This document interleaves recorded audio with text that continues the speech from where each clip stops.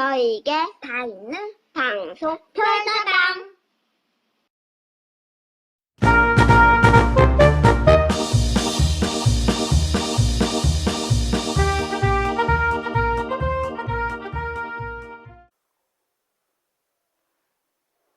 안녕하십니까.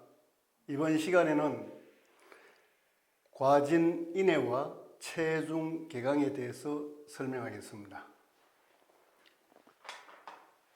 과자는 과실과 실과과라고 합니다. 그러니까 나무에 열려있는 열매를 뜻하는데, 위의 밭전자는 과일 덩어리, 나무에 있는 과일, 수많은 과일을 밭전자로 표시한 겁니다.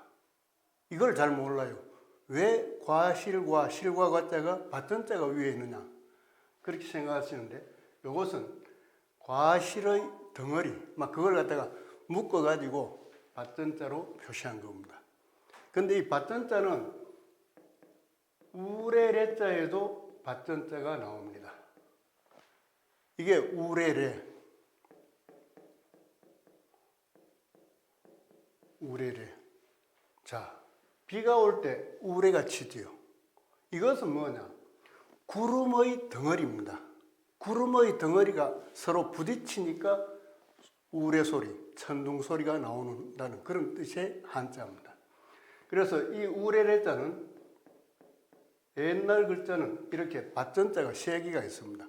구름 덩어리가 많이 있다가 서로 부딪혀서 천둥 소리가 난다는 그 뜻을 갖고 있는 겁니다. 그래서 과자에서는 이거는 과일이 많다 하는 것을 밭전자로 표시했고, 우레레자 밑에 있는 이 밭전자는 구름의 덩어리다, 이것들이 서로 부딪혀서 천둥 소리가 난다라는 것을 담고 있는 한자입니다.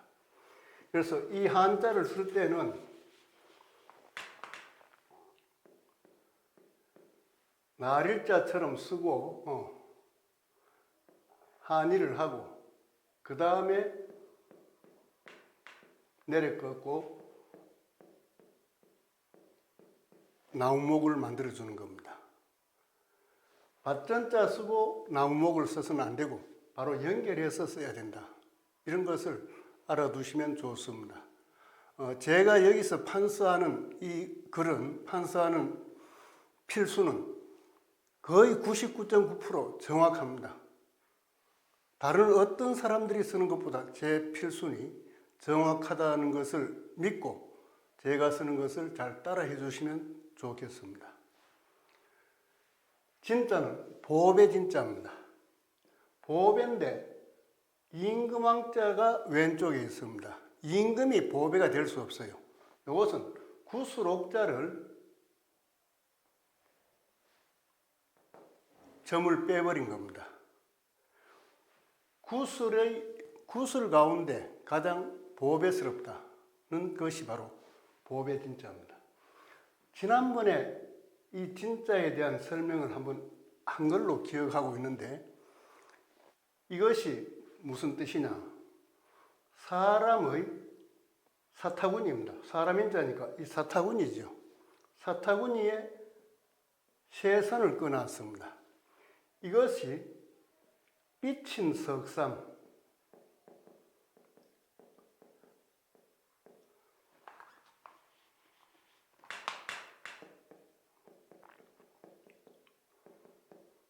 또 석삼자와 뜻이 같습니다.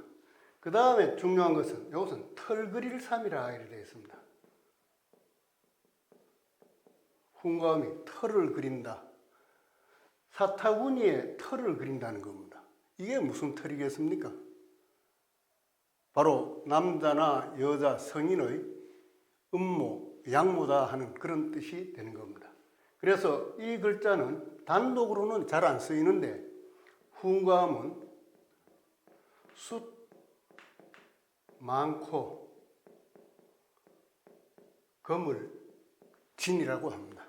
숫이 많다, 머리숱이 많다고 하는 것은 뭐겠습니까? 머리가 새카맣다는 거죠. 그래서 밑에 있는 이 털도 사람이 나이가 들면 검은색이 탈색해가지고 희게 된다라는 것을 알려주고 있는 한자입니다. 그래서 이것은 숫 많고 금을 진, 그러니까 구슬 가운데서 어떤 구슬이냐, 아주 검은 구슬이다, 순수하게 검은 구슬이다는 그런 뜻을 생각하시면 되겠습니다. 이 자는 오얏리, 나무목 밑에 아들 자자를 썼습니다. 이 오얏이라고 하는 것이 뭐냐, 이게 바로 자두라고 한다 이렇게 되어 있습니다. 자두. 근데 이것이 성시에 사용되기 때문에 성리다 이렇게 하고, 이 오얏은 뭐냐, 자두는 바로 제사상에 올릴 수 있는 귀중한 과일입니다. 그래서 다른 과일 이름을 적을 수도 있겠죠. 베리자, 대추조자, 또 이런 과일도 있습니다. 있으나 천자문에서 뒤에 이자가 천자와 중복되기 때문에 다른 중복되는 것을 방지하기 위해서 이 오얏 리자를 과일의 대표로 삼았다 이렇게 연상하시면 되겠습니다. 그리고 내자는 능금내라고도 이야기합니다. 능금내. 자, 이 능금내자는 제사상에서 굉장히 중요하게 사용되는 겁니다. 위에 나무목이 있습니다. 두 개를 하면 수풀림, 밑에 보일시. 이 보일시는 귀신의 뜻이 있다, 조상신의 뜻이 있다고 했습니다. 보일시. 그래서 금할금자, 이 글자는 금할금자인데 귀신이 있는 숲속에 들어가서는 안 된다, 소도 같은 그런 뜻입니다. 귀신이 있는 곳에 함부로 출입을 하면 안 된다 해서 이것이 금할금자가 되고, 요거는 내자는 이것은 능금이다. 능금은 제사상에서 빠질 수가 없습니다. 그래서 한자만 써서 능금이다라고 뜻을 정한 것입니다. 그래서 과일 가운데 보배는 오얏과 번뇌다. 오얏과 번뇌다. 그러니까 오얏은 자두라고 했죠. 자두와 능금이 과일 가운데서는 최고 보배로 친다는 겁니다. 물론 다른 과일도 있습니다. 배도 있고 대추도 있고 밤도 있고 그렇겠죠. 그런데 이것을 중복을 피하기 위해서 오얏과 번뇌를 과일 가운데 최고다 이렇게 했을 겁니다. 그 다음 채중개강은, 채는 나물채자입니다. 자, 나물채자인데 위에 풀이니까, 나물이니까 초두머리가 있습니다. 밑에 있는 것은, 이것은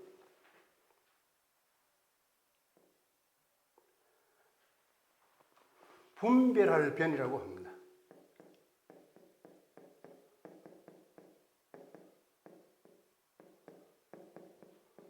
분별한다.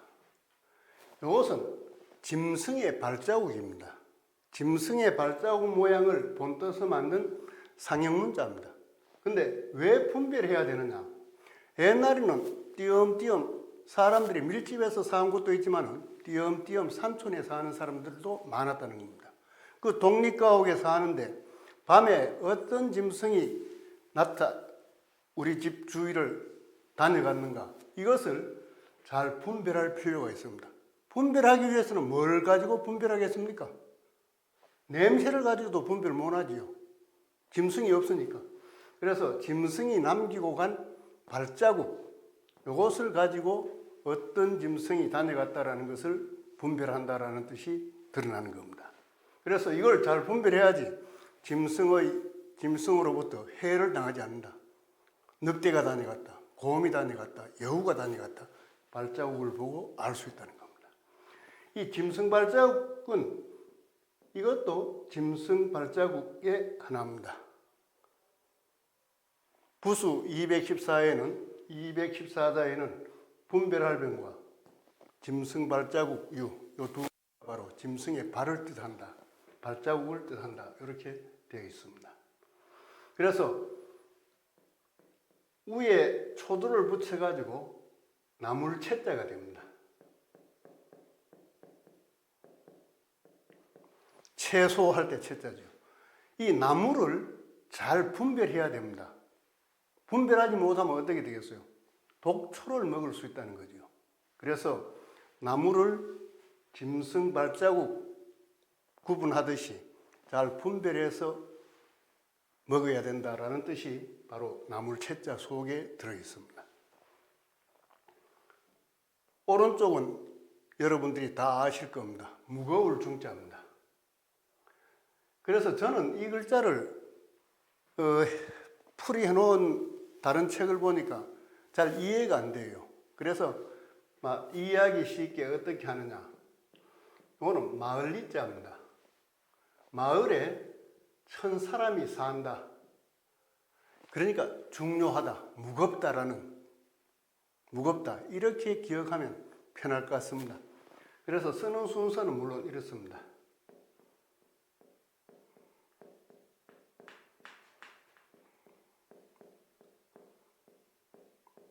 무거울 중, 마을에 많은 사람이 산다. 그래서 무겁다. 자, 이 자와 직접적인 관련은 없습니다만은 마을리가 나오는 글자입니다. 마을에서 서 있다.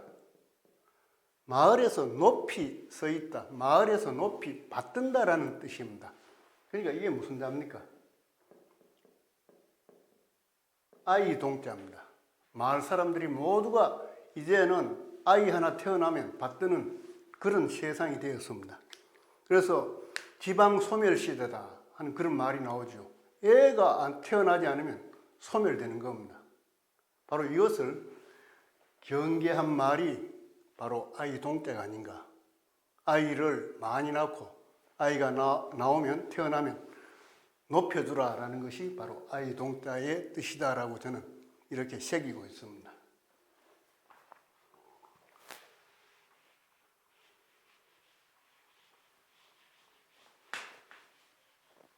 그 다음은 겨자, 개자입니다. 겨자도 풀의 종류죠. 식물입니다. 그래서 초두머리가 있습니다. 자, 그 다음에 끼일 개자입니다. 사람 사이에 두 개가 끼어 있다. 사람 밑에 두 개가 끼어 있다. 이렇게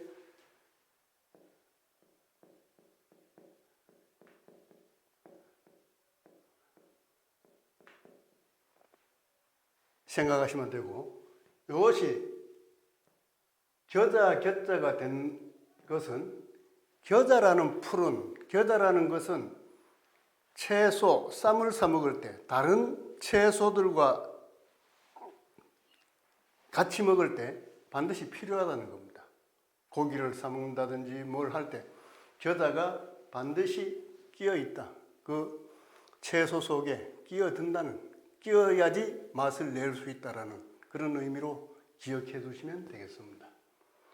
강자는 생강강자입니다. 생강도 식물입니다. 그래서 초두머리가 있고 밑에 이런 글자가 있습니다. 여기서 밭전자가 있죠. 여기도 밭전자가 있습니다. 그러니까 이 생강을 심는 것은 따로 밭을 마련하는 것이 아니라 밭 사이에 밭 두둑에 이렇게 생강을 많이 심어 왔다라는 것을 나타내는 한자라고 볼 수 있습니다. 그래서 이것은 밭 두둑에 그냥 심는 풀처럼 심어가지고 채소처럼 심어서 먹는 것이 바로 생강이다. 이렇게 기억을 해주시면 좋겠습니다.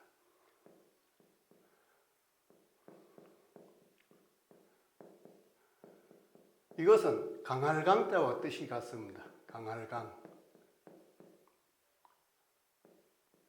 글자 모양은 다른데 강할강. 그 다음에 여기서 흑토자를 붙이면 이것이 뭐냐? 땅과 땅 사이에 있는 지경이다. 지경 강자가 되는 겁니다. 그래서 이것은 체중계강이라는 것은 채소 가운데서는 무엇을 중하게 여기느냐? 겨자와 생강을 채소 가운데서는 아주 중하게 여기고 꼭 필요하게 곁들여서 먹는 것이다라는 그런 뜻으로 만든 한자라고 볼 수 있습니다. 이번 시간에는 과진인해와 체중계강에 대해서 설명을 드렸습니다. 좋아요와 구독 눌러주세요.